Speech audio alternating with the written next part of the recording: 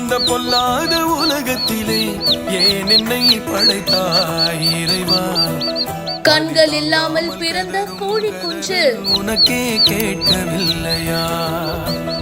எட்டு திக்கோடும் இருப்பவன் நீ எங்கு போய் தொலைந்தாய் இறைவா?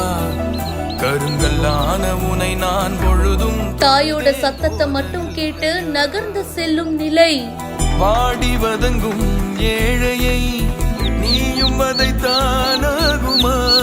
கோடி விளக்கை ஏற்றி நீ ஊதியடைத்தால் நியாயமா? தூத்துக்குடி மாவட்டம் எட்டையாபுரம் பக்கத்துல இருக்கிற அயன் ராசாப்பட்டி கிராமத்தை சேர்ந்தவங்க முனியம்மாள்.